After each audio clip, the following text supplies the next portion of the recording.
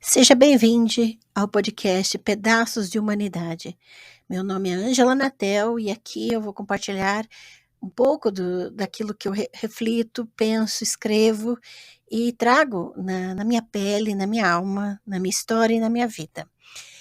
Você é convidado a compartilhar, a ouvir e ouvir de novo essas mensagens que eu gravo com muito carinho para vocês. Então, boa tarde a todos e todas. É uma alegria receber a professora Ângela Natel em nossa livraria, Livraria Vozes Curitiba. Hoje nós estaremos dando início ao curso do mês da Bíblia, que este ano tem por temática o livro de Josué, e ele vai acontecer em 3 módulos durante o mês de setembro.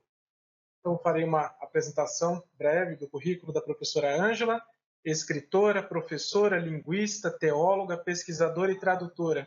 Há mais de 20 anos envolvida no trabalho de produção de material e ensino tanto no Brasil quanto em Moçambique. Licenciada em Letras Português e Inglês pela Pontifícia Universidade Católica do Paraná, bacharel em Teologia pela Faculdade Fidelis de Curitiba, mestre em Teologia pela PUC-Paraná e doutoranda em Teologia pela PUC-Paraná, na área de Exegese e Teologia Bíblica. Publicou 5 livros nas áreas de Ciências da Religião, Teologia e Letras. Muito bem-vinda, Ângela. A palavra é sua. Obrigada, Leonardo. Obrigada pelo convite. Eu fico muito feliz e honrada também de estar aqui. É a primeira aula presencial que eu dou depois da pandemia. Eu acho que é importante esse registro porque todos nós sofremos de alguma maneira, né? Algum efeito desse tempo que ficamos longe. E para mim, hoje, eu estou especialmente emocionada por estar voltando a lecionar presencialmente. Eu acho que isso para mim me traz muito carinho, né? Eu amo lecionar, dou aula desde os 15 anos de idade, eu fiz antigo magistério também, né? Então eu sinto muita falta dessa troca pessoal assim, com os alunos. As aulas online são boas, mas não é a mesma coisa, né? Então eu agradeço de coração que vocês estão aqui, que até quem vai assistir depois, né, as gravações, que esse tempo seja um tempo de muita reflexão e algumas descobertas, porque o mês da Bíblia esse ano é sobre o livro de Josué, especificamente esse curso é Javé no meio do seu povo, e o nosso primeiro encontro é quem é o Javé no meio do seu povo. Nós vamos trabalhar os primeiros capítulos, né? Os primeiros capítulos de Josué, para tentar compreender quem é essa figura de Javé. E nos próximos encontros a gente vai ver especificamente como e em que momentos Javé anda com seu povo, e no último encontro, né, para que Javé anda com seu povo. E a gente vai resgatar um pouquinho quem é esse Javé que está nos textos do livro de Josué. Porque o que a gente muitas vezes lê, se nós fizermos uma lida superficial no texto de Josué, a gente pode achar que o texto está falando de um Javé que nós já temos projetado na nossa mente. Nós já temos, a gente já sabe quem ele é e já projeta para dentro do texto uma imagem pré-estabelecida de quem é esse Javé. Só que a gente vai resgatar um pouquinho quem é esse Javé que os escritores do texto tinham em mente quando colocaram ele ali, quando descreveram ele ali. E a gente vai descobrir, por exemplo, que é importante a gente ter noção antes de entrar no texto propriamente dito, que o texto de Josué não foi escrito por uma única mão, pela mão de uma única pessoa. E por mais que tenha esse entendimento de que esse texto seja a palavra de Deus ou algo semelhante, ou se use esse texto para os seus momentos devocionais, a gente precisa ter consciência que foram mãos humanas que colocaram o dedo ali. E que tinham o seu momento histórico, tinham o seu contexto, e que tinham na sua mente uma noção específica de Javé. E se é mais de uma pessoa que escreveu esses textos de Josué, então nós precisamos também respeitar esse entendimento das diferenças que são colocadas ali. Então, só para nós termos uma ideia, até eu tenho uma boa notícia que, se não me engano, agora em outubro, vai sair um artigo meu que foi aceito para publicação na revista Pisces da PUC do Paraná, que vai falar sobre 2 Javés que existem na Bíblia. E são 2 tipos, 2 formas de compreender Javé. A forma mais antiga de se compreender Javé, que está no texto de Josué, é que ele era um Deus guerreiro, um Deus que defendia os camponeses, um Deus que estava ali para sobrevivência e para a luta pela vida dos camponeses. Então, os camponeses adoravam esse Javé porque sabiam que ele ia lutar por eles. Queria libertá-los da opressão de povos dominantes, de povos mais fortes do que eles. Esse é o Javé mais antigo, Deus da guerra, mas um Deus da guerra de defesa dos vulneráveis e dos camponeses. Esse Javé não é de Israel. Eu preciso contar isso para vocês. Vocês vão descobrir, por exemplo, em livros como a Bíblia Desenterrada, do Israel Finkelstein, uma nova história da Bíblia, né, que está sendo lançamento agora, materiais da origem de Javé, do Thomas Homer vai falar sobre isso, que o Javé mais antigo, conhecido mais antigamente, ele saiu da região de Edom, ele caminhava pelo Sinai, pelos povos do Sinai, os povos que não tinham lugar para morar, que eram povos nômades, que tinham que ficar se deslocando. Esse Javé é o Javé que defendia a vida dos mais vulneráveis. E ele era conhecido em muitas regiões. E foi levado para a região de Judá e de Israel, posteriormente, como o Javé da defesa da vida dos camponeses. Porém, quando Israel e Judá se tornaram uma monarquia, quando se instituíram depois os reis de Israel e de Judá, os reis tomaram Javé para ser o Deus oficial da monarquia e transformaram Javé no Javé do exército de Israel. O Javé que legitima o rei, legitima o poder dos mais fortes sobre os mais fracos.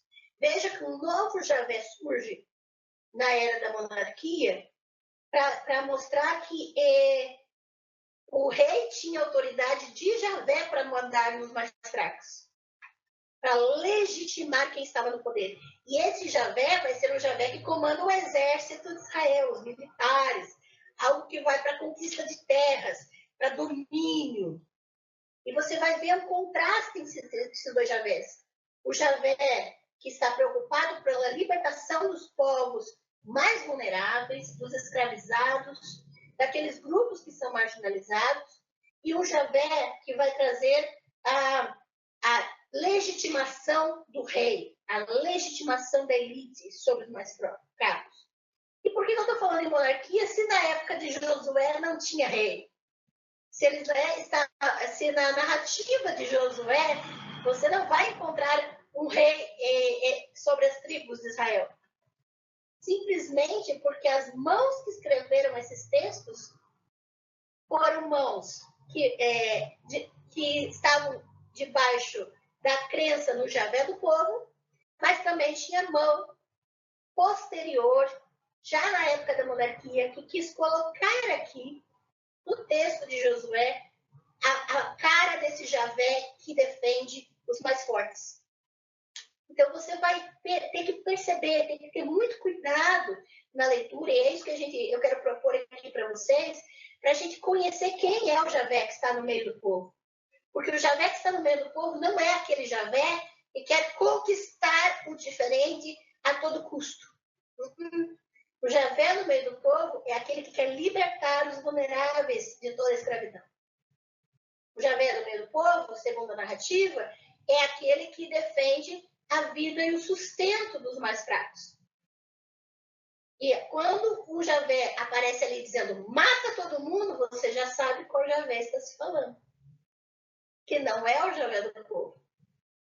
Quando ele diz, não, você mata todo mundo porque pode pegar aquela terra para você. Esse é o Javé do rei. O Javé que posteriormente foi colocado nesse texto para dizer que eles tinham direito a expandir os seus territórios na monarquia. Então é importante perceber essas mãos diferentes, colocando no texto sua fé no Deus que ele tinha na sua cabeça. E aí você vai ter que escolher o tempo todo no livro de Josué qual Javé você decide seguir. A qual Javé você quer estar próximo. A qual Javé você vai investir o seu tempo para estudar sobre ele, para entender como ele estava no meio do povo e como esse povo que servia esse Javé vivia. Porque a melhor coisa que nós temos hoje é entender a realidade dessas pessoas e por que é que havia essa diferença de crença. E nós precisamos entender hoje que nós escolhemos servir a divindade que mais atende aos nossos interesses e às nossas necessidades. Nós estamos em anos de eleição, isso a gente não pode ignorar. E todos os candidatos políticos estão usando o discurso religioso, sem exceção. E é muito fácil você perceber que isso pode confundir a maior parte das pessoas. Mas a qual Javé eles estão se referindo? E é importante que não é por dizer o nome de Deus ou por dizer o nome de Javé que se refere a alguém com caráter. É preciso analisar o que está sendo feito em nome desse Deus. Para você distinguir e poder tomar as decisões a respeito disso. Tá? Então, é com esse desafio e essa contextualização, e por isso aqui a Livraria Vozes tem vários livros muitos lançamentos, inclusive o Thomas Homer e Phil Castanho lançaram um livro agora em 2022 sobre as origens da Torá. Obrigada, Daniel. Que é um livro que vai trazer as últimas perspectivas arqueológicas, históricas, a respeito da elaboração dos 5 primeiros livros da Bíblia. E é importantíssimo quando a gente fala de Josué, porque existem até pesquisadores que defendem que Josué devia fazer parte da Torá. Josué deveria sim fazer parte desse grupo dos primeiros livros da Bíblia, porque ele dá uma continuidade. Mas ele faz hoje parte, pelas pesquisas, daquilo que a gente chama de história deuteronomista, que é a narrativa da história a partir de escritores pós-exílicos. Mas é importante a gente localizar que existem, sim, escritos da época da monarquia aqui em Josué, possivelmente da época do rei Josias, que queria expandir os territórios políticos dele, e para isso precisava legitimar teologicamente, colocar o nome de Javé, ali dizendo que esse território foi prometido para nós. Javé disse que era para a gente conquistar. Então, porque todos os territórios que estão descritos no livro de Josué, para serem conquistados, eram os territórios que Josias queria acoplar ao seu reinado. E que na época de Josué não existiam. Existiam na época do rei Josias. Então, você vai identificar essa ambição de conquista de um rei, do rei Josias, aqui. Você vai poder identificar isso aqui no livro de Josué, quando aparece o Javé, que defende a elite, que defende a conquista, que defende a morte. Quando esse Javé defende a morte de alguém, você já sabe de que se trata. Porque essa é a questão, né? Do que é importante na defesa para identificar de qual Javé estamos falando. Beleza? Alguma dúvida? Vocês podem ficar à vontade para fazer perguntas, tá? A gente está aqui para conversar. Se tiver algum intervalo, você me avisa, tá bem? Por gentileza. Não tem problema que a gente continua depois. No capítulo 1 de Josué, nós vamos ver já no primeiro versículo, que vai começar assim, depois da morte de Moisés. E veja que isso vai conectar exatamente com o Deuteronômio. No final do Deuteronômio, você vai ter a descrição do Deuteronômio 34, né, da morte de Moisés. Então, por isso muitos pesquisadores querem conectar Josué à Torá, porque é uma continuidade histórica dentro da linha histórica, né? E você vai ter, depois da morte de Moisés, servo de Javé, disse Javé a Josué. Veja que Javé, esse Javé que é logo de cara apresentado aqui, é aquele que Moisés servia. E aí, o que acontece? Você vai ter uma conexão automática com todas as narrativas de Moisés, já no início de Josué. E a gente precisa lembrar, por isso que eu falei desse aqui, da Torá, porque as narrativas de Moisés foram elaboradas e finalizadas no pós-exílio. Então, veja como ele já começa dando o tom de que tipo de linha vai ser defendido com mais tempo e mais texto aqui em Josué, que é essa linha pós-exílica. E lá no pós-exílio, só para lembrar, não havia mais rei. Depois do exílio, quem tomou o poder foram os sacerdotes, foi a elite sacerdotal. E é importantíssima a figura de Moisés, porque Moisés não é um rei. Então, você vai verificar que existem textos, inclusive aqui, pós-exílicos, que é o que a gente chama de deuteronomista, que está aqui. Esse texto pós-exílico, ele já vai conectar com Moisés para legitimar a autoridade que vai chegar em Josué. Só que Josué é uma figura muito interessante. Por quê? Não sei se vocês sabem. Sabe como é que era o nome do sacerdote que tomou o poder depois do exílio? Josué. O sacerdote Josué ele que tomou o poder, inclusive ele está descrito nas visões de Zacarias, que ele recebeu uma coroa. Ele que foi instituído de poder no pós-exílio, no lugar de um rei. E você vai começar a perceber que há uma narrativa aqui que vai tentar conectar a autoridade de um Josué com Moisés. Eu falo isso, desculpa a propaganda, posso fazer, né? Eu falo isso no meu curso de Zacarias. O curso sobre o livro de Zacarias vai falar sobre esse contexto especificamente, que vai citar Josué. Inclusive, aqui, conectando esse Javé, ele vai, então, ser servido por Moisés, e agora ele que vai direcionar Josué nessa narrativa aqui. Então, muitos se identificam como servos de Javé, mas a grande questão é que Javé é esse? Porque você pode ser um servo de um Javé genocida. Nós vamos ver aqui.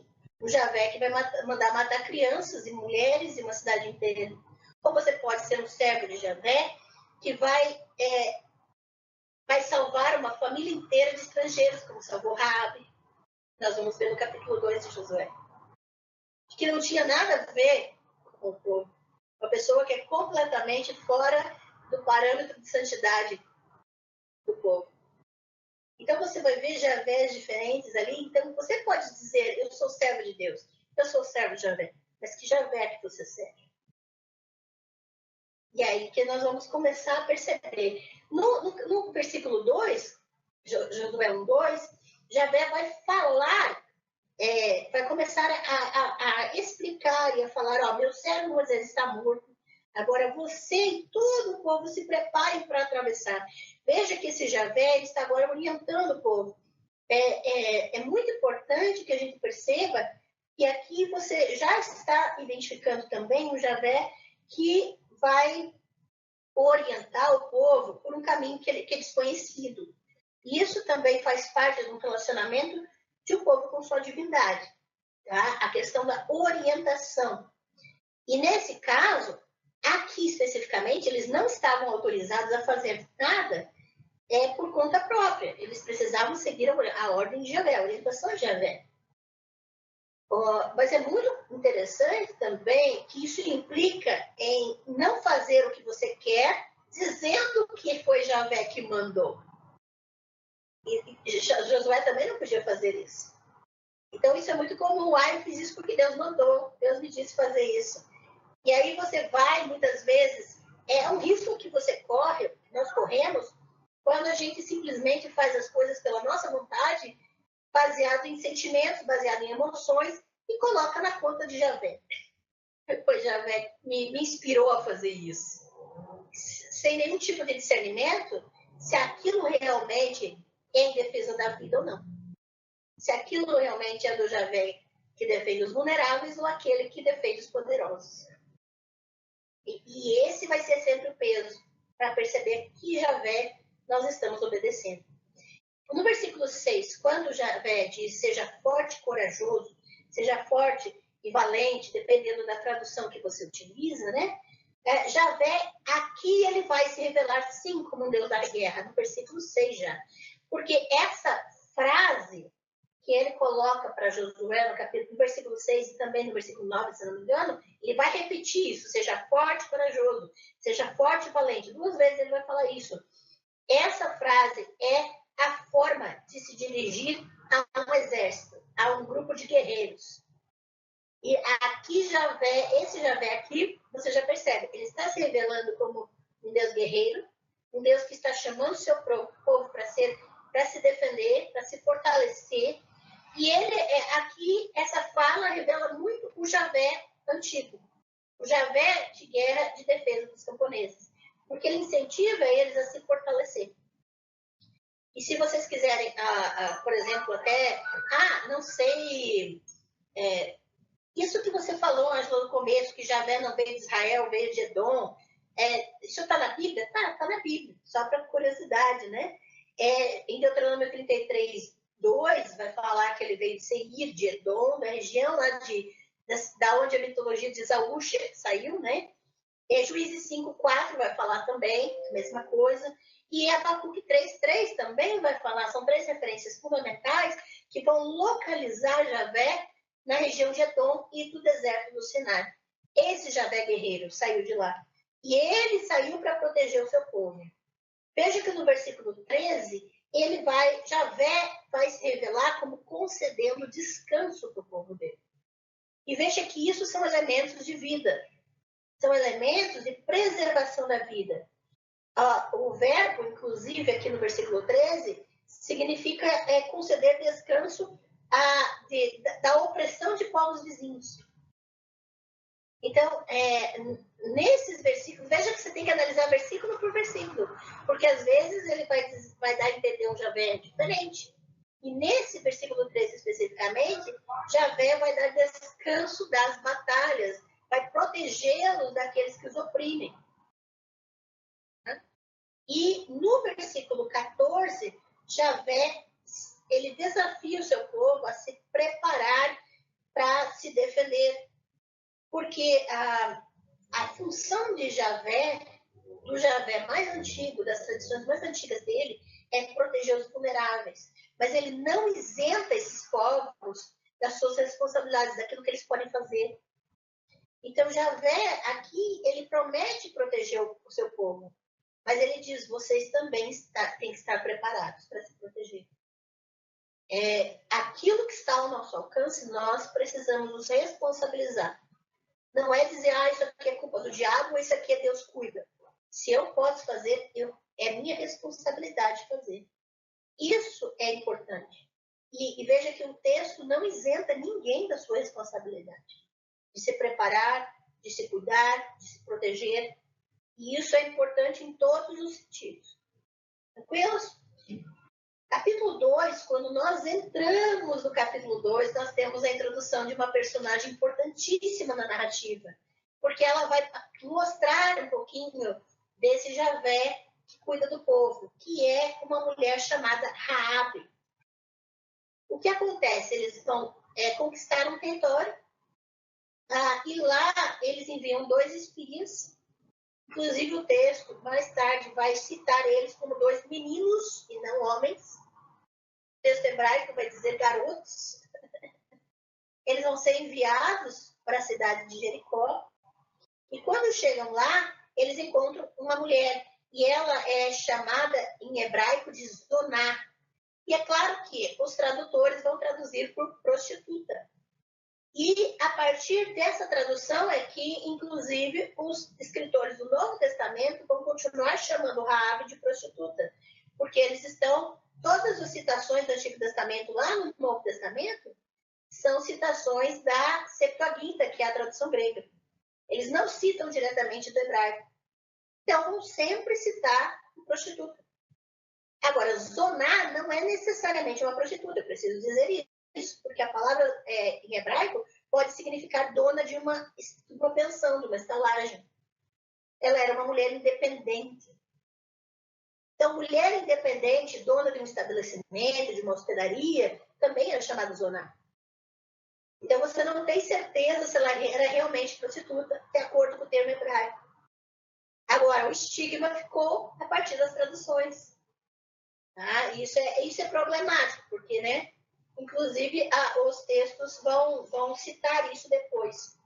Raabe, ela é triplamente marginalizada, porque nessas traduções, principalmente, ela é chamada de prostituta na cidade dela, mas ela era de fato uma estrangeira para Israel, né? Ela era de Jericó e era uma mulher.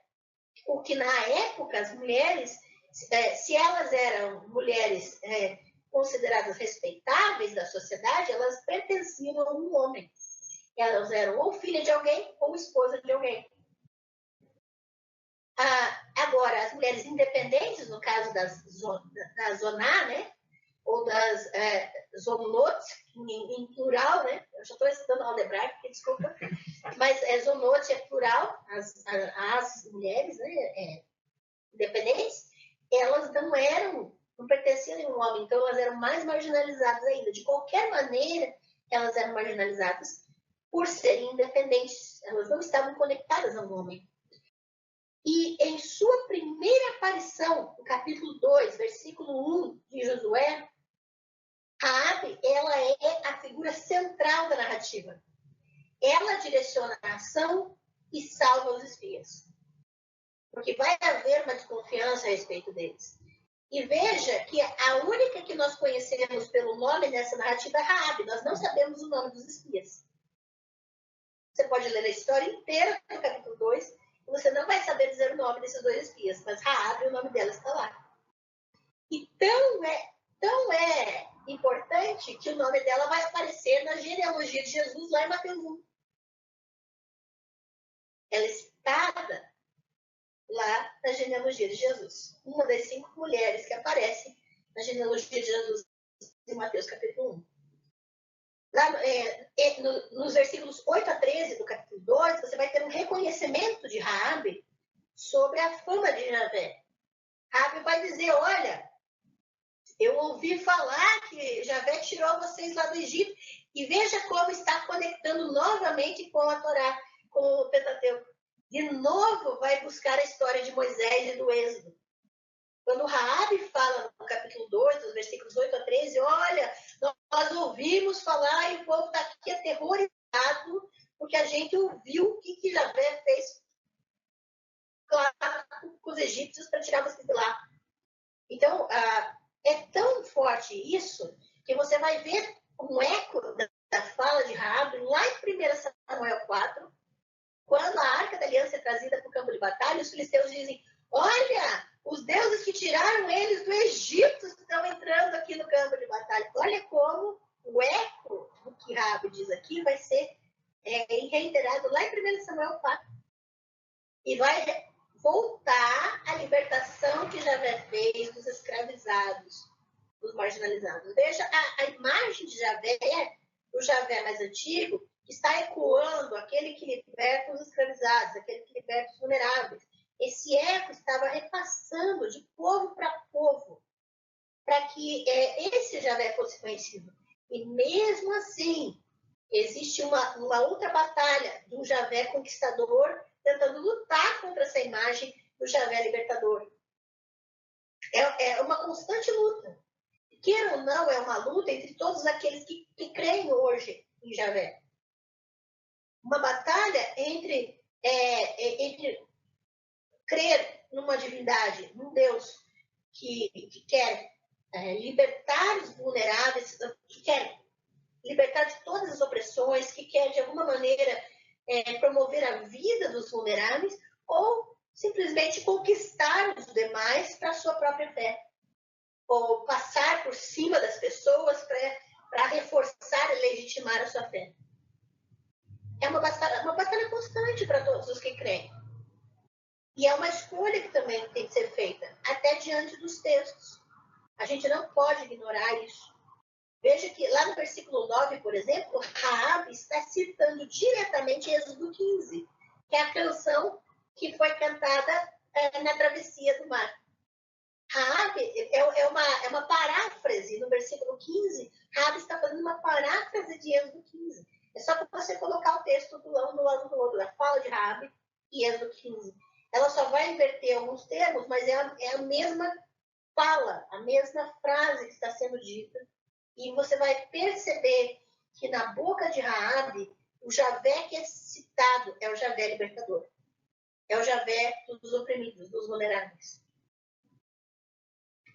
E veja que no versículo 11 existe um problema. Olha só, Josué 2:11. Olha a situação. E diz assim: quando soubemos disso, isso é uma fala colocada na boca de Raabe. O povo desanimou-se completamente. E por causa de vocês, todos perdemos a coragem. Pois Javé, o seu Deus, é Deus em cima nos céus e embaixo na terra. Aqui tem um probleminha. Tem um probleminha. Porque o Javé guerreiro, o Javé libertador, não era o Deus de toda a terra. Era o Deus dos camponeses, dos oprimidos. Ele não queria estar acima de todos. Ele estava junto com quem estava com ele. É diferente. Ele era, na verdade, esse Javé mais antigo é o verdadeiro Deus conosco. Porque é o Javé que está no meio do povo. Só que quando na boca de Raabe é colocado o texto de que Javé está acima de todos, esse é o Javé sacerdotal pós-exílico. É o Javé que parece com o grande Ciro, imperador da Pérsia, que quer estar acima de todos. É o Javé que nasce no começo do judaísmo, que é um Deus que vai agora querer estar em toda parte, acima de todos, e se impor a todos. Mas o Javé do povo não se impõe. Ele não está acima, ele está junto. É diferente. Então, quando você vê esse texto, você reconhece o dedo pós-exílico de alguém que já cria num Javé maior, grandioso e que queria impor a sua fé a outros. Então, você tem que ler com muito cuidado o texto para perceber que até mesmo uma narrativa que mostra uma mulher completamente marginalizada, falando de um Deus que se impõe a todos, é uma incoerência. É uma deturpação, porque ela mesma é a prova viva de que o Javé do povo não se impõe. Que o Javé do povo olha além da nacionalidade, inclusive. Porque ela não era do povo. Ela era do grupo que deveria ser destruído. Ela era de Jericó. E aí você vai ver, por exemplo, que o acordo que os espias fazem com ela viola uma orientação que está em Deuteronômio 20, que é a orientação da Guerra Santa. Você não pode deixar ninguém vivo. Em Deuteronômio 20 você tem as regras de uma guerra santa, uma guerra instituída pelo Javé poderoso. E diz que você não pode deixar ninguém vivo daqueles que Javé mandaria destruir. E o acordo que os espias fazem com ela é de que ela e toda a sua família sobreviveriam, estariam salvos da conquista. E poderiam entrar para conviver com o povo. E então esse acordo vai violar a regra da guerra santa do grande Javé, do Javé do exército. Na verdade, ela está seguindo o Javé do povo, que aceita a todos, indiscriminadamente.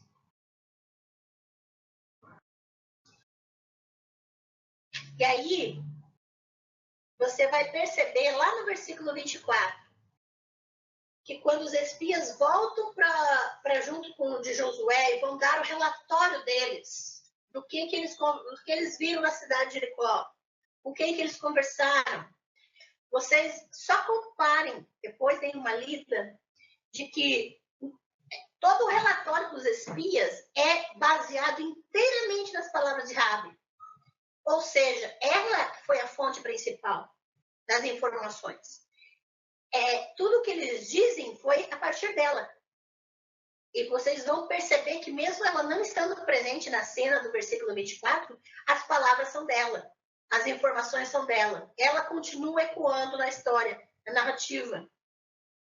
Mesmo sendo uma pessoa completamente marginalizada e, pelo contexto, uma pessoa a quem não deveria ser ouvida, quem não deveria ser dado crédito. Inclusive, para o judaísmo depois do pós-exílio, uma mulher não poderia ser testemunha no tribunal. Até na época de Jesus isso acontecia. E essas são as palavras dela que valem aqui no relatório dos espias, no versículo 24.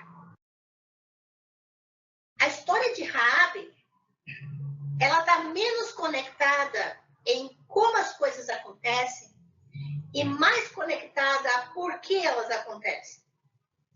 A aparição dela aqui na narrativa e também lá em Mateus capítulo 1 vai prestar um testemunho de uma quebra da tradição, um testemunho de algo fora da regra sacerdotal, fora da tradição religiosa.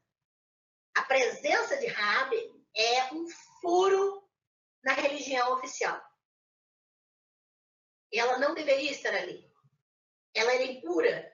Todas as regras de pureza e impureza de Levítico que são criadas no pós-exílio vão contra ela, contra a pessoa dela, contra quem ela é, contra o que ela faz. Tudo. Ela não deveria estar ali. Mas na lista da identidade de Jesus, porque o RG da época era a genealogia das pessoas, no RG de Jesus está o nome de Raabe. E isso é importante se mencionar.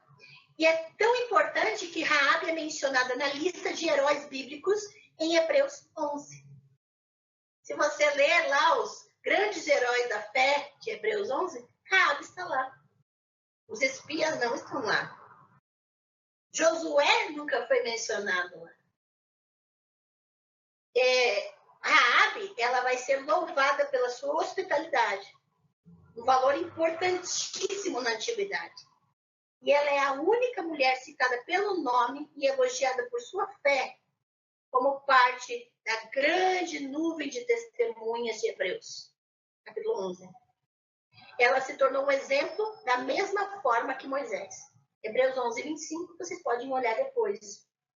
Na carta de Tiago, não acaba aí, gente. Na carta de Tiago, Raabe é citada por ser um exemplo de hospitalidade que deveria ser praticada por todos os crentes. Tiago 2, 25 fala isso. E você vai perceber que, de forma muito intrigante, os escritores desses textos continuam mantendo a palavra prostituta junto do nome dela. E mesmo assim ela está nessas listas. Mesmo assim o nome dela se mantém citado. Mesmo com esse probleminha de tradução, né? E ninguém justifica arrependimento. Olha, apesar de ser prostituta, ela fez isso. Não. A prostituta Raabe fez isso. É assim a citação. Não há problema em ela ser prostituta. Não há nada de arrependimento ou de exceção em ela ser prostituta. Esse não é o ponto. E aí você vai perceber o Javé do povo sendo revelado através de todo o testemunho dessa mulher, que não vai ficar restrito ao livro de Josué. Pode contar os nomes todos que são citados em Josué. O dela vai se repetir no resto da Bíblia, até o final. Os demais são bem restritos às citações. Agora, continuando no capítulo 3, você vai perceber agora a referência a um objeto mágico, a Arca da Aliança. A Arca da Aliança era uma caixa de madeira revestida de ouro, em que deveriam conter as tábuas com os 10 mandamentos que Deus teria revelado a Moisés anteriormente. Veja novamente a referência a Moisés ao citar a Arca, porque a Arca é um objeto que traz a lei de Moisés. Então, você está novamente vendo o dedo dos sacerdotes pós-exílicos em enfatizar a história de Moisés ali, falando da Arca da Aliança. A Arca era imaginada como um objeto sagrado e que era levada como representação do Javé, guerreiro dos reis. A Arca da Aliança era aquilo que representava a presença do Javé conquistador. Tanto é real isso, que lá em Samuel, lá em 1 Samuel, né? Os primeiros capítulos, você vai ver os israelitas levando a Arca da Aliança para no meio do campo de batalha. Como eu falei no capítulo 4, os filisteus dizendo, olha, eles estão gritando porque a arca está chegando no campo, porque Javé tirou eles. Então, os filisteus dizem que é o Javé do povo que libertou, mas os israelitas estão levando a arca porque estão servindo ao Javé, guerreiro do rei, que é o dos exércitos, que quer matar os outros, que quer destruir o diferente, os estrangeiros. Então, percebam que no caso da batalha, os filisteus estavam olhando para o Javé em favor da vida. E os israelitas estavam olhando para o Javé conquistador e que queria matar. Você vai perceber isso facilmente nas narrativas. E aí, o que você vai perceber no capítulo 3 é o reflexo desse Javé que quer matar o estrangeiro. Tanto é que no versículo 10, ele vai dar uma lista de povos que estavam lá em Canaã, 7 povos, e que eles deveriam morrer, a terra deles deveria ser dada aos israelitas. Esse Javé, no versículo 11, é o Senhor de toda a terra. É a arca da aliança do Senhor de toda a terra. É o Javé da elite, é o Javé imperial, é o Javé conquistador, que quer chegar num lugar, e aí é muito fácil, a gente chega num lugar, traz Bíblia, traz símbolos, traz ícones, traz muitas representações que nos representam esse Deus que nós servimos, e através dessas representações anulamos o diferente, anula-se quem crê diferente. E aí, ai de quem falar mal do meu Deus. Aí eu viro um bicho, aí eu viro pior que o Javé guerreiro, o Javé conquistador. E aí eu represento muito bem esse Javé imperial, que era a favor das elites, que queria destruir os marginalizados. Porque eu me torno, assim como o Salmo 115 fala, eu me torno aquilo que eu adoro. Lembra que o Salmo 115 fala sobre as imagens, as estátuas? Vocês se tornarão como eles, todos os que os adoram. Nós nos tornamos aquilo que nós adoramos. E se adoramos um Javé que não admite competição, que não admite um outro Deus concorrendo com ele, não admite alguém crer diferente do que crer nele, esse é o Javé intolerante, o Javé do rei, o Javé imperial, que quer a exclusão de tudo que é diferente dele. E quem adora esse Javé se torna como ele, tão intolerante quanto, tão genocida quanto. E aí nós precisamos começar a decidir se é esse Javé do capítulo 3, o Javé imperial, que a gente quer servir. Esse Javé que chega num lugar e diz, esse lugar é meu, eu que mando. Quem não gosta, que se retire. Porque esse é o espírito aqui desse Javé do capítulo 3. Esses povos vão tudo ter que sair da casa deles. Inúmeros povos que viviam lá e que agora seriam expulsos porque um Javé narcisista decidiu mandar todos eles embora, né?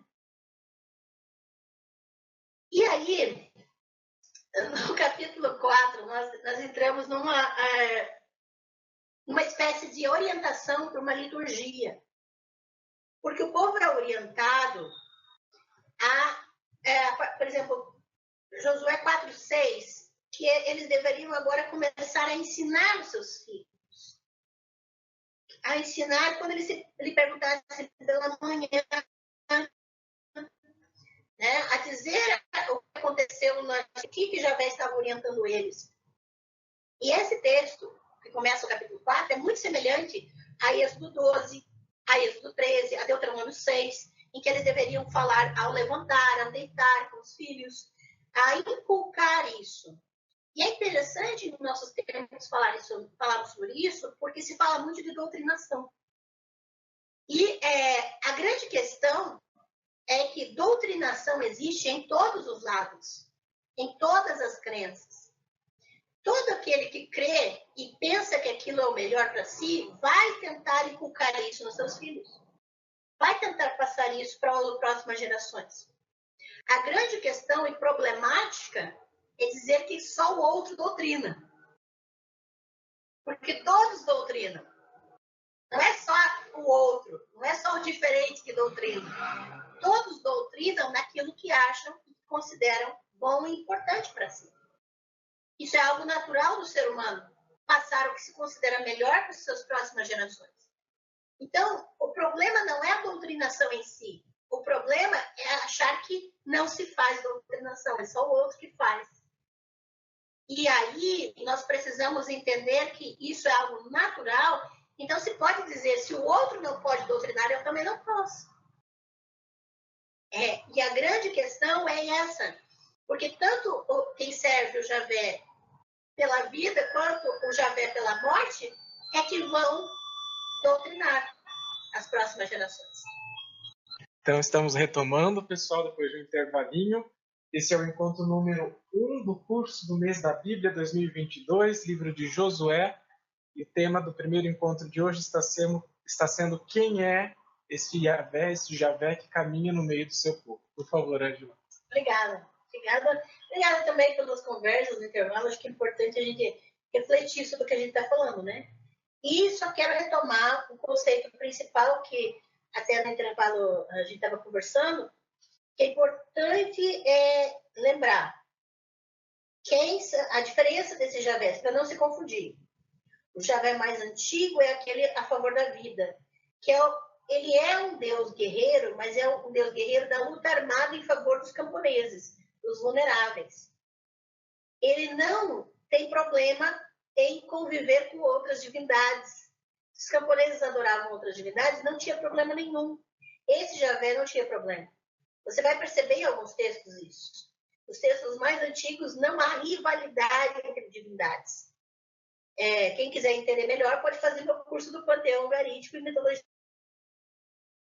A grande questão é que quando o povo se coloca debaixo de uma monarquia que pede um rei, essa figura de autoridade precisa estabelecer um exército para proteger o seu território. E o estabelecimento de um exército faz com que o Deus guerreiro se torne o Deus do exército. O Javé é assimilado pela monarquia como um Deus do culto oficial, um Deus do exército do povo. E aí, esse Javé vai ter os desejos e ideologias do rei. O rei vai ser legitimado por esse Javé. Então, agora, esse Javé vai começar a ser um Javé que batalha contra outros povos, que quer a morte dos inimigos. O Javé que defende o território e quer conquistar outros territórios para si. O Javé que não compete com outros deuses no topo. Ele pode ter deuses abaixo dele, mas junto com ele não. E aí, posteriormente, no pós-exílio, você vai ter esse Javé guerreiro, esse Javé do exército, vai tornar Javé dos exércitos. A primeira vez que essa expressão Javé dos exércitos aparece na Bíblia é no livro de Jeremias. E é no período quase exílico. Porque Javé agora, esse Javé vai assumir características imperiais. Ele não é só Javé do exército de Israel, ele é Javé de todos os exércitos, até o da Babilônia. É Javé que vai começar a mexer na Babilônia para vir castigar o povo dele. A Babilônia, lá em Isaías, vai ser chamada de martelo na mão de Javé. Então, você vai perceber que esse Javé acima, Senhor de toda a terra, que eu mencionei agora há pouco, está em Josué, é esse Javé imperial. Esse Javé que quer estar acima de todos. Esse Javé que tem a cara do Império Persa, que conquista todos e está acima de todos.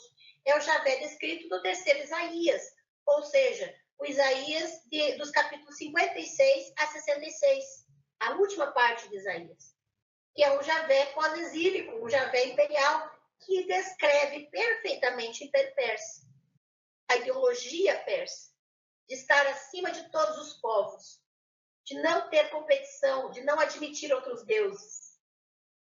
E aí esses textos que falam, não tereis outros deuses diante de mim, está lá localizado no pós-exílio esse texto, porque é um Javé que não admite competição. Então você vai perceber agora essa diferença de que o Javé do povo, o Javé da luta armada, pela vida dos camponeses, pela vida da defesa dos vulneráveis, não tem nada a ver com o Javé que está sendo usado para legitimar nem o poder do rei, nem o poder sacerdotal pós-exílico. Porque tanto o poder da monarquia quanto o poder sacerdotal pós-exílico estão com ideologias imperialistas de conquista e automaticamente são intolerantes. Então, só para reformular e para reforçar essa diferença, porque eu entendo que para muitas pessoas isso é um conteúdo novo, porque é um conteúdo de estudo dos textos, mas que geralmente não é comentado nas catequeses, nos grupos das comunidades. Mas é importante a gente entender, porque quando você lê um texto bíblico, você precisa ter a informação de que esse texto passou por mais de uma mão. E por mais que tenha sido inspirado, você creia que ele tenha sido inspirado por uma divindade, você precisa saber que esse texto foi editado por elite sacerdotal, por um grupo que tinha uma ideologia específica de eliminar o diferente. E por isso, quando temos o texto em mão, é nossa responsabilidade e decisão escolher se vamos servir a esse Javé imperialista ou não. É esse o objetivo, porque sem informação nós não podemos ser responsabilizados. E quando nós temos as informações, nós estamos agora tendo responsabilidade e liberdade para decidir sobre a quem vamos servir. Nós vamos ver lá no final do último capítulo de Josué, a quem vocês vão servir. Capítulo 24 de Josué, no último encontro a gente fala sobre isso. Mas até lá, a gente precisa saber as opções e ser informado sobre as reais características desses deuses, desses Javés que estão se manifestando em textos diferentes, pela mão e intenção de pessoas diferentes. E aí nós estamos no capítulo 4 vendo que, independente da crença de uma pessoa, automaticamente ela vai passar para as próximas gerações aquilo que considera importante de valor. Por isso, é muito complicado quando você quer cercear a liberdade do outro de doutrinar as próximas gerações, porque nós fazemos isso, nós doutrinamos. E também é perigoso nós tomarmos a nós mesmos como referência para medir o outro. Porque nós não somos deuses. Quando eu meço a crença e a conduta do outro por mim, eu estou me colocando sobre Deus, sobre a outra pessoa, como Deus. Isso é perigosíssimo. Então a gente precisa se colocar no nosso lugar. Nós estamos todos na mesma posição de seres humanos. Mas não estamos na mesma posição social por causa das desigualdades. E por causa disso, há grupos vulneráveis na sociedade que estão sofrendo opressão de grupos dominantes. E tanto os dominados quanto os dominantes usam o nome de Deus. E é aí que a gente vai ter que fazer as nossas escolhas.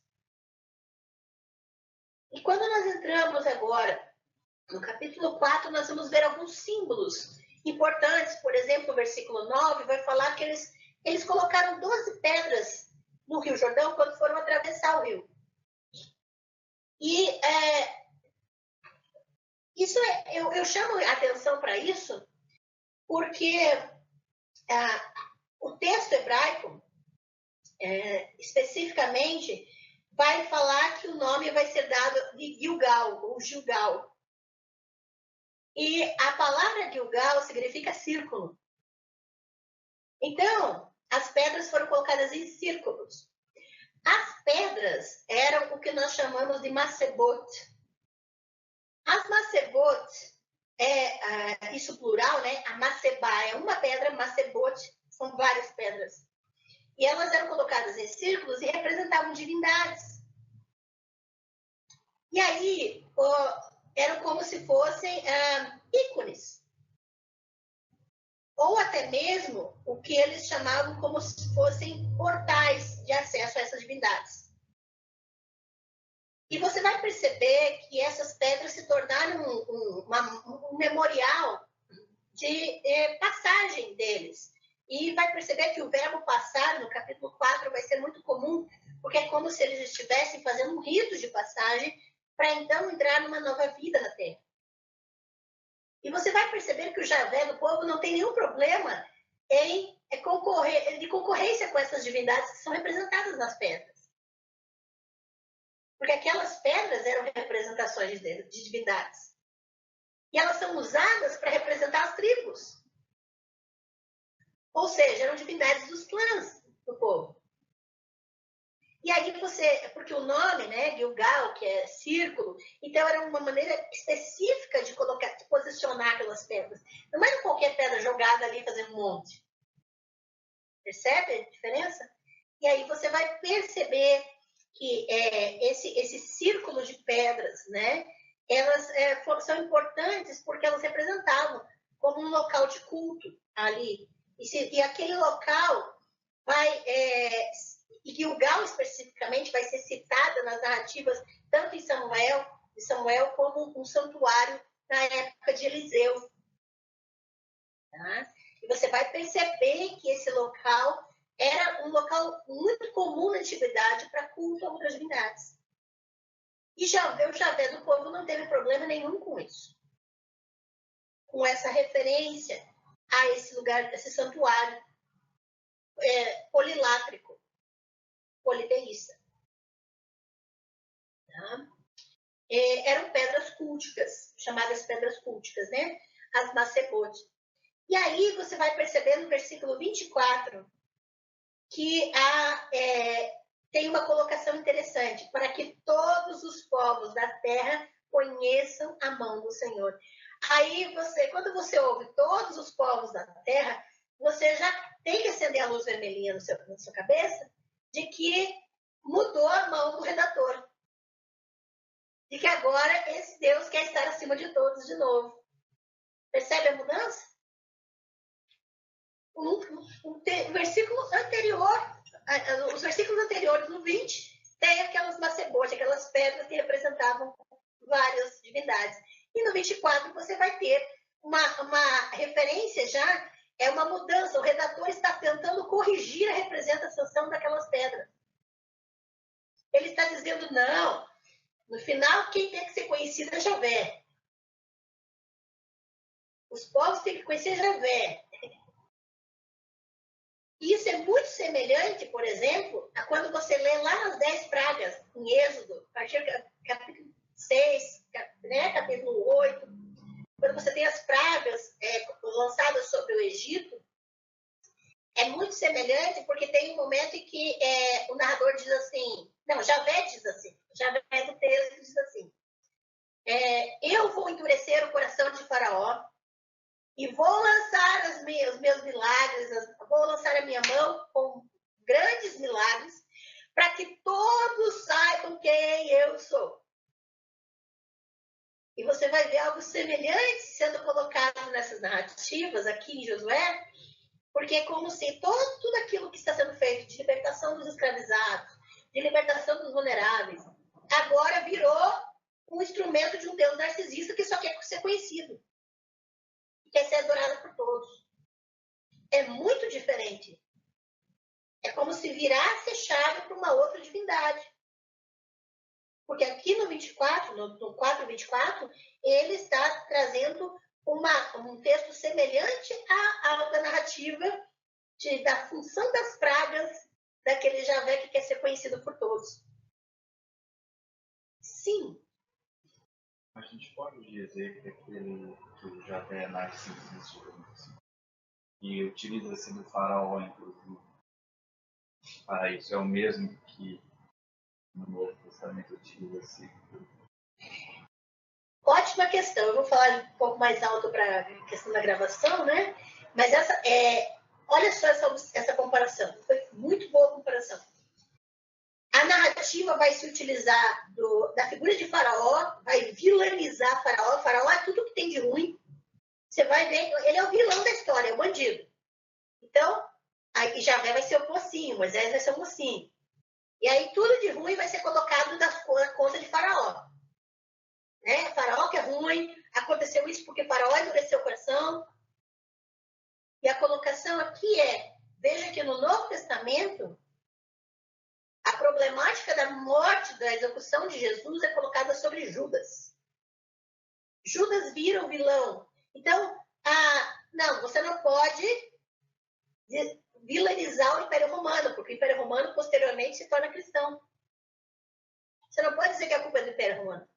E você não pode pôr a culpa nos judeus, por várias questões, históricas inclusive. Então você vai escolher uma figura que representa os judeus, mas que não dá muito na cara. E que se chama inclusive Judas. Judeu. E aí você canaliza e vilaniza uma figura. E o que está acontecendo ali é um instrumento narrativo. Ele está conduzindo a narração para causar um estereótipo. Tanto é que é um estereótipo que no Antigo Testamento, quando você fala de povos estrangeiros, eles são sempre os pagãos. O conceito de paganismo nasceu no cristianismo, nasceu na história da igreja. E você vai, até nas notas de rodapé do Antigo Testamento, das Bíblias que nós temos hoje, eles vão dizer pagãos. Mas esse termo só começou a ser usado no contexto da história da igreja cristã. Não existia na antiguidade esse termo pagão. E aí você vai perceber que é um estereótipo. Pagão é tudo que não é cristão. Mas esse termo está no Antigo Testamento nas notas. Não existia cristianismo no Antigo Testamento. Percebe como o estereótipo agora vai se impor sobre o diferente, sobre o estrangeiro? Tanto é que lá em Esdras, Neemias, as mulheres estrangeiras vão ser mandadas embora. Vão haver divórcios forçados na época de Esdras, a mando de Esdras, porque as mulheres são estrangeiras. O estrangeiro vira vilão, vira pagão. O estrangeiro não adora deuses, o estrangeiro agora adora ídolos. Porque a palavra ídolo é pejorativa. Então, quando você diz ídolo, você não está descrevendo uma situação, você está condenando o outro. Ídolo não diz respeito ao outro, diz respeito a você condenar o outro. Então, veja que é a mesma questão. Você vai escolher vilões, como o caso de Faraó, como o caso dos estrangeiros aqui em Josué. Os povos estrangeiros vão ser os vilões. Tudo que diz respeito ao outro, ao diferente, é vilão. Deve morrer. E uma coisa semelhante acontece com Judas. Tanto que na narrativa não poderia haver outro fim para Judas além de uma morte trágica. Porque ele é escolhido como vilão da narrativa. Então tem que ser trágico a morte dele. Tem que ser terrível. Seja ela qual for. Tá? E isso a gente precisa começar a perceber isso. Por quê? Para começar a pensar naquilo que a gente repete dos textos. Como nós utilizamos esses textos. Porque se nós não lermos com atenção, nós vamos repetir atrocidades. Vamos criar outros tipos de violências além dos que já estão ali. E uma coisa que eu tenho aprendido com o meu orientador, eu preciso registrar isso, é que a gente não pode passar pano para as violências que estão nos textos bíblicos. Tentar justificar, não era isso. Não, vamos pensar, né? Palavra de Deus. Você pode ter a fé que você tiver, mas você não pode fechar os olhos para as violências que estão ali no texto. E isso é importante. Então, uma ótima comparação, né, em relação a olhar daquilo que é o vilão, que se apresenta como mal na narrativa. Porque quando você vilaniza algo, você quer a morte daquilo. E aí você vai perceber em Josué que ele vai começar a criar em você ranço do estrangeiro. Ranço dos povos de Canaã. Os cananeus são os problemas. Os cananeus. E hoje, se você ler, por exemplo, a Bíblia Desenterrada do Israel Finkelstein, aqui da Vozes, você vai ver que Israel e Judá eram cananeus. Não há diferença. Mas no texto começa a dizer que eles são diferentes. Os cananeus são sempre os outros.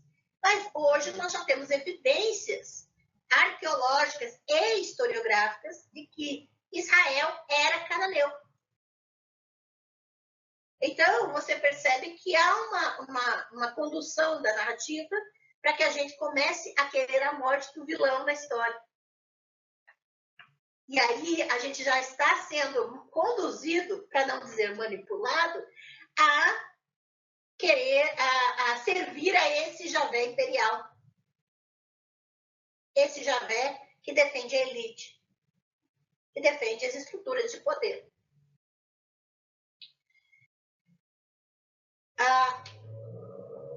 E aí você vai perceber que os milagres que estão no final do capítulo 4 vão ser colocados, os milagres, por exemplo, da travessia do Jordão, vai ser um espelho da travessia do Mar Vermelho, lá no Mar dos Juncos, né? Em Êxodo, exatamente para fazer conexão de que esse Javé quer ser conhecido por seus milagres. Mas é um Javé que quer se mostrar, não um Javé que quer defender. Tá? Capítulo 5, entramos então. Olha lá, o versículo 9, afastei de vocês a vergonha do Egito. E olha que interessante, você vai perceber nuances muito importantes, porque quando ele fala da libertação, da escravidão, é possível sim que seja esse Javé mais antigo do povo, porque ele está falando dos escravizados. Ele está falando que a vergonha da escravização que eles sofreram foi afastada deles, que agora eles se tornaram um povo com uma identidade. E aí, quando você promove a identidade das pessoas, você está se assemelhando a esse Javé. Você está se assemelhando a essa postura desse Javé que está na narrativa, que afastou a vergonha daquelas pessoas por elas serem vulneráveis. Essa vergonha que elas tinham por elas terem sido vulnerabilizadas na sociedade, marginalizadas. E isso tem a ver muito com a identidade. E você vai perceber agora, especificamente, versículos 9, 10 ali, do capítulo 5, que ele vai fazer referência à Páscoa, que é a libertação, que volta a imagem do Êxodo. E agora eu preciso falar sobre a questão da ideia de idolatria. Porque, lembra que eu falei agora há pouco, que no Salmo 115 fala de que nós nos tornamos semelhantes a quem nós adoramos. Isso está lá no Salmo 115. E lá no Salmo 115, você vai ver que ele diz assim, a estátua, a imagem, ela tem olhos, mas ela não vê. Ela tem boca, mas ela não fala. Ela tem pés, mas ela não anda. Ela tem mãos e ela não pode estender as mãos. E tornem-se como elos aqueles que os adoram. É isso que está no Salmo 115. E você vai ver o Salmo 115 como uma imagem negativa do Javé do Êxodo. Porque quando você começa a ler Êxodo capítulo 1 e 2, você vai ver o quê? O Javé que vê o seu povo sofrendo, ele tem olhos e vê. Ele é aquele que ouve o seu povo gritando por socorro. E é aquele que estende a mão para libertá-los. E você vai perceber que aqueles que adoram esse Javé também devem fazer o mesmo, porque eles vão se tornar aquilo que adoram. Se você adora o Javé libertador, você vai ver o sofrimento do outro e não vai fingir que não está vendo como uma estátua. Você vai ouvir quando alguém te pede socorro, quando alguém diz, olha, eu estou sofrendo opressão. Você vai prestar atenção e não dizer, não, não é comigo. Ou não, não é bem assim. Você vai estender a mão quando ver alguém em vulnerabilidade, porque você se torna aquilo que você adora. Esse Javé do Êxodo, esse Javé que libertou o povo, ele ouviu, ele viu, ele estendeu a mão, ele foi em direção a esses vulneráveis. Agora, aqueles que simplesmente se omitem diante das injustiças, das vulnerabilidades, do sofrimento, da opressão, e simplesmente acham que aquilo é assim mesmo e acabou, são como essas estátuas que não têm vida, que têm olhos, mas não veem, que têm ouvidos, mas não ouvem, têm mãos, mas não podem estender. E isso sim é a imagem da idolatria. É a omissão diante da injustiça. É você se tornar como aquilo que você adora e se tornar tão inerte quanto aquilo que você adora. Não, o problema não são as imagens. O problema é você se tornar como uma. Diante do sofrimento do outro. Diante da injustiça do outro. E a grande questão é se você colocar os primeiros capítulos de Êxodo do lado de Salmo 115, você vai perceber esse contraste. Esse Javé do povo, esse Javé da luta armada em favor dos camponeses, ele não vai ficar quieto quando vê uma injustiça. Ele não vai ficar omisso quando alguém lhe é negado algum direito. De forma alguma. E aí você vai perceber essas conexões, porque acabou de se falar que Javé tirou a vergonha deles como escravos. Aqui no versículo 9. E no versículo 13 ele vai retomar a ideia da Páscoa. E não adianta celebrar a Páscoa se você não tem a mesma atitude desse Javé que ouve, que vê e que estende a mão. Pode celebrar quantas Páscoas você quiser, isso não significa nada se você não é semelhante ao Javé que você adora. Ao Javé libertador. É uma questão de coerência. E aí, você vai perceber que depois dessa situação de Páscoa, se apresenta para Josué, no capítulo 5, um comandante do exército de Javé. Um ser que para ele aparece no versículo 14 ali, ele vai dizer, vai ser a representação de que Javé realmente é um Deus guerreiro.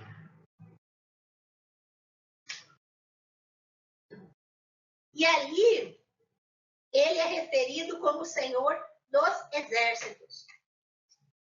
Veja que Javé, ele vai ser conhecido como o Senhor dos exércitos, não somente do exército de Israel. Tá? E aí você vai ter a ideia do Javé acima de tudo. E é importante que no 15, veja o eco de Moisés. Lembra que quando Moisés viu a sarça ardente, tira as sandálias dos teus pés, porque aqui é lugar santo. Olha no versículo 15. A mesma coisa foi dita a Josué. Está novamente puxando a narrativa de Moisés. Porque o lugar sagrado, aquilo que você atribui o sagrado, aonde você se encontra com a sua divindade. O lugar onde a sua divindade se manifesta, você atribui aquilo como lugar sagrado. É importante, o Mircea Eliade coloca que o sagrado é consequência da estrutura da nossa consciência.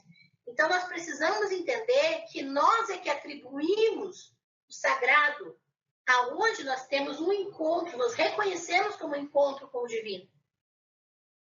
Mas isso parte de nós reconhecermos.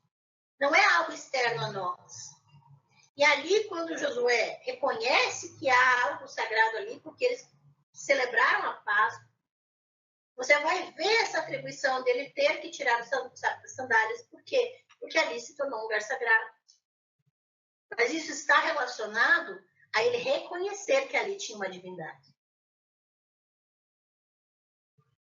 E você vai perceber esse alinhamento com a narrativa de Moisés e com a de Josué aqui. Tem tanto diferenças quanto semelhanças, porque ambas as histórias são referentes à dedicação de um líder, alguém que vai guiar o povo, né, para ir numa missão, tanto com Moisés quanto agora com Josué. Mas você vai perceber uma diferença, porque Moisés é colocado como um profeta, recebendo essa missão diretamente de Javé. Mas Josué é colocado como um general. Ele já está dentro do formato de guerra. E ele é comissionado por um comandante de Javé, não por Javé, especificamente. Você vai perceber essa diferença, porque aqui o Javé, que é desse comandante, ele tem muito mais a ver com o Javé conquistador. Porque é esse Javé que vai comissionar eles para dizer, agora mata todo mundo lá na frente. E Josué se torna esse general sob esse comandante. Tá bem? Mas esse comandante é o próprio Deus ou é um representante? O texto diz que era um homem. E aí nós precisamos ter um pouco de cuidado também para não atribuir como uma pessoa comum, porque na antiguidade as divindades eram físicas. Eram reconhecidas como pessoas físicas que comiam, bebiam, faziam sexo.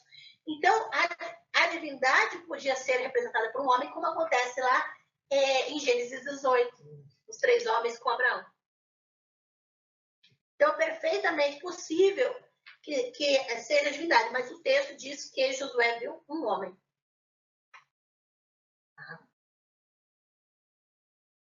E aí, nós temos o famoso capítulo 6. O famoso capítulo 6 é a entrada, a comissão de destruir a cidade de Jericó. E no versículo 17 vai dizer que eles têm que considerar aquela cidade toda como Herem. A palavra hebraica é Herem, semelhante à palavra árabe, Haram. É a mesma raiz. Porque no hebraico e no árabe a diferença é como o português e o espanhol. Muito semelhante. E a raiz das palavras em hebraico e árabe são as consoantes. Então, são as mesmas consoantes, Herem e Haram. São mudas vogais. E aí, o que significa Herem ou Haram em árabe, né? Herem em hebraico. Aquilo é consagrado para destruição. É algo consagrado, mas é para destruição por quê? Porque aquilo pertence somente à divindade. Então, tem que ser destruído porque ninguém mais pode tocar naquilo. Então, por exemplo, vira um tabu social. No árabe, por exemplo, quem assistiu o Clone, né? A novela O Clone já ficou, né? Pegou alguns estereótipos ali, mas tem muito comum eles falarem, isso é haram, isso você não pode tocar. Então, dá a entender que é algo proibido. Mas a ideia do haram, né, o sentido do termo, é que aquilo é consagrado para ser destruído ou só a divindade pode tocar. Então, é algo proibido para pessoas, para seres humanos. E é como se toda a cidade fosse consagrada para a divindade, para Elohim, que são as divindades, e você não pode, você tem que destruir tudo, inclusive crianças, mulheres, toda a população, e queimar tudo que tem lá dentro. Eles não podiam ficar com nada, nenhuma coisa, nenhuma roupa, nada do que estava lá dentro. Isso era uma lei da Guerra Santa, né? Porque aquilo pertencia à divindade vencedora da guerra. E isso é terrível, porque esse é o Javé do exército. Esse é o Javé conquistador. É o Javé que diz que você pode passar por cima da identidade do outro para que ele ganhe algo. E essa é a terrível questão que é colocada no livro de Josué. A promulgação do Herem está em consonância, por exemplo, com a ideologia deuteronomista, a ideologia pós-exílica, de que eles deveriam conquistar em nome de Javé, que eles deveriam, que toda a terra deveria se submeter a Javé.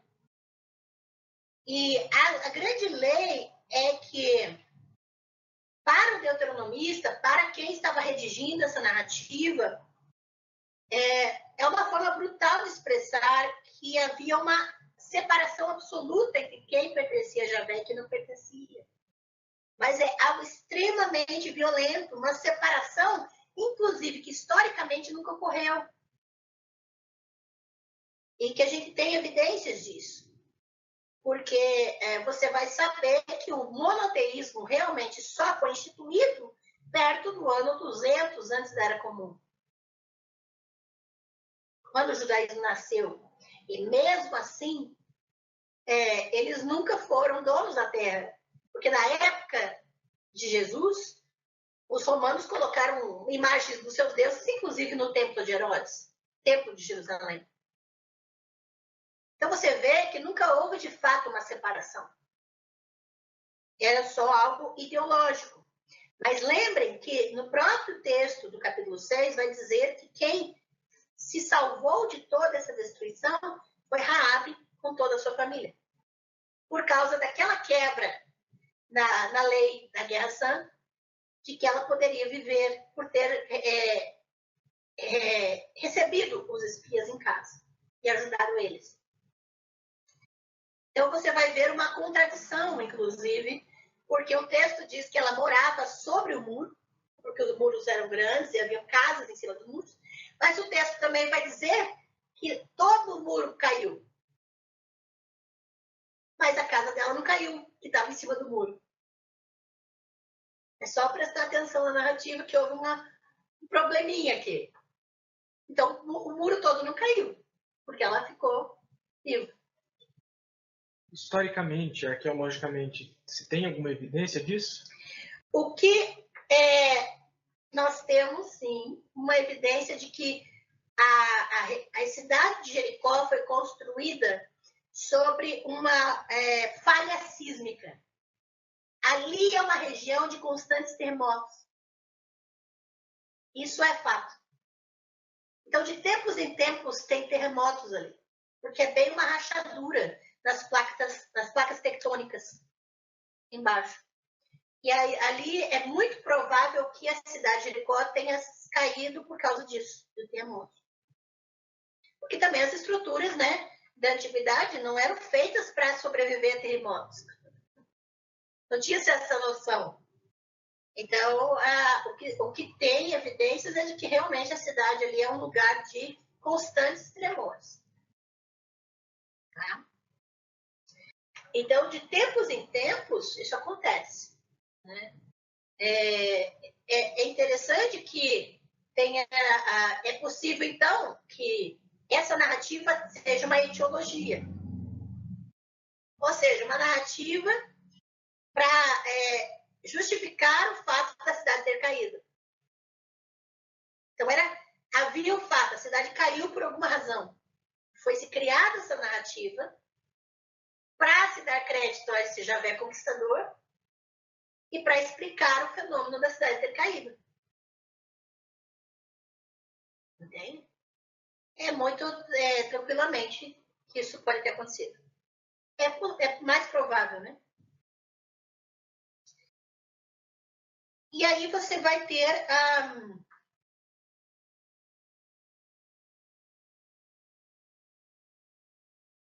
no versículo 25 do capítulo 6, mostra que Raabe, os descendentes dela, estavam ali até hoje, né?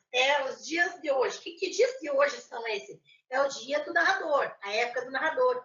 Significa que havia, na época da redação desse texto, evidências de uma família de estrangeiros vivendo entre eles. Porém, você vai é tipo uma nota etiológica para explicar como é que esses que eram reconhecidamente estrangeiros estavam ali no meio. Você vai justificar com uma narrativa dessa Raabe, de uma mulher que fez algo a favor do povo, reconhecendo Javé como Deus. Agora, eu quero dar ênfase no versículo 26. Eu quero fechar, né, o nosso final de encontro hoje com o versículo 26, que poucas pessoas se atentam. Porque no versículo 26 tem uma maldição que foi lançada: maldito seja aquele que reconstruir os muros dessa cidade. E por que essa maldição é importante? Porque lá em 1 Reis 16:34, alguém reconstruiu os muros de Jericó. 1 Reis 16:34, vamos lá? Eu quero dar uma ênfase, porque é algo muito interessante que pode ser pontuado a partir disso. 1 Reis, capítulo 16, versículo 34. Diz o seguinte: durante o seu reinado, Hiel de Betel reconstruiu Jericó, lançou os alicerces à custa da vida de seu filho mais velho, Abirão, e instalou suas portas à custa da vida do seu filho mais novo, Segube, de acordo com a palavra que Javé tinha falado por meio de Josué, filho de Nun. E você vê uma pessoa que reconstruiu Jericó, certo? Só que a história de Jericó não acaba aqui. Jericó é citada novamente lá em Lucas capítulo 18. E se você vai para Lucas capítulo 18, e essa é a grande questão aqui que eu quero chamar a atenção, é preciso dar uma dica importantíssima para a sua leitura bíblica. A divisão de capítulos e versículos foi feita a partir do século XII da Era Comum.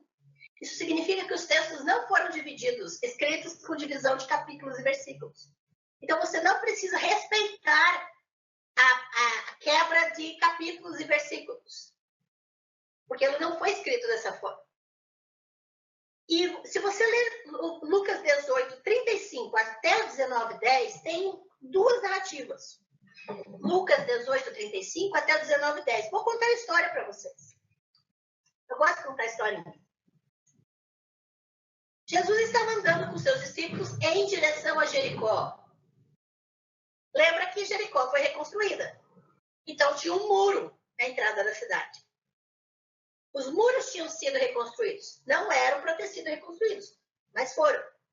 Os muros de uma cidade foram criados para fazerem divisão entre aqueles que pertencem à cidade e aqueles que não pertencem à cidade. As pessoas impuras deveriam ficar do lado de fora da cidade. E quando Jesus está indo em direção a Jericó, capítulo 18, Lucas 18, 35 começa a narrativa, ele ouve uma pessoa gritando e era um cego. E a gente verifica em outro evangelho sinótico que esse cego era Bartimeu, se chamava Bartimeu. Ele estava ali do lado de fora da cidade, do lado de fora daquele muro, porque era impuro, porque era marginalizado. Todos os marginalizados, doentes, impuros, ficavam do lado de fora. E Jesus para atender aquele cego. Apesar dos discípulos dele ficarem dizendo, não dê ouvidos, ele só está incomodando, fica quieto aí. É muito interessante isso, né? Que aqueles que estão junto com Jesus não colaboram com os marginalizados, né? Querem afastá-los. Aí, o que acontece? Jesus atende, ele para e atende Bartimeu e cura ele.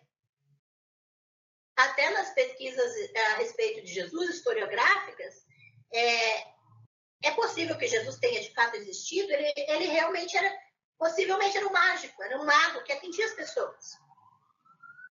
Havia muitos na época dele com essas habilidades.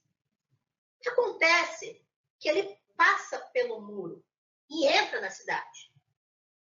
E aí começa o capítulo 19. Jesus, aquele muro não deveria existir, certo? Houve uma maldição para aquele que construiu aquele muro. E Jesus entra na cidade e encontra as pessoas que fazem parte da sociedade, que são aceitas pela sociedade. E lá ele encontra um outro homem chamado Zaqueu, que é o começo do capítulo 19. Só que Zaqueu também quer ver Jesus, também quer encontrar Jesus.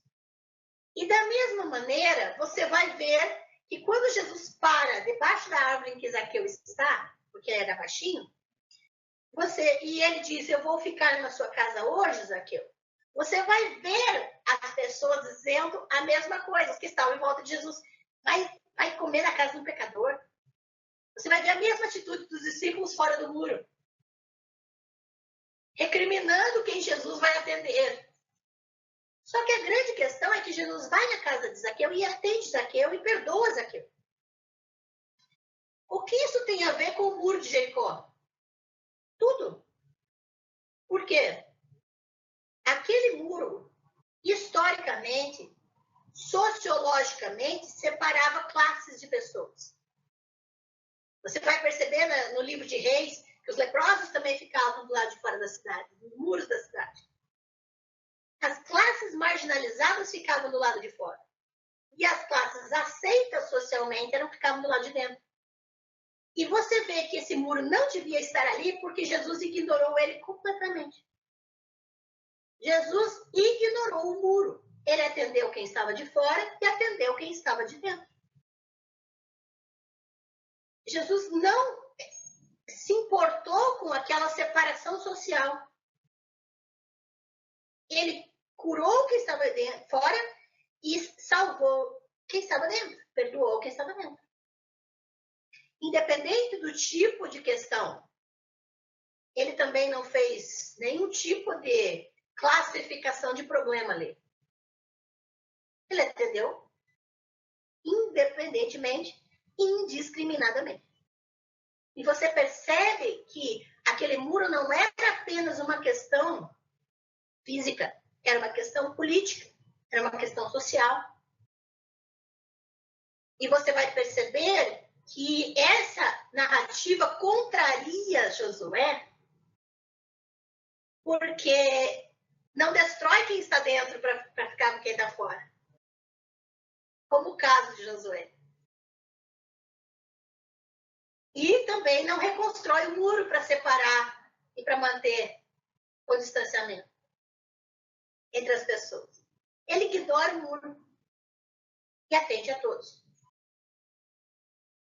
E aí você percebe que nós precisamos olhar o texto de Josué com muito mais atenção e entender que as questões históricas, as questões da ciência, das pesquisas, elas não anulam em nada aquilo que precisa ser compreendido.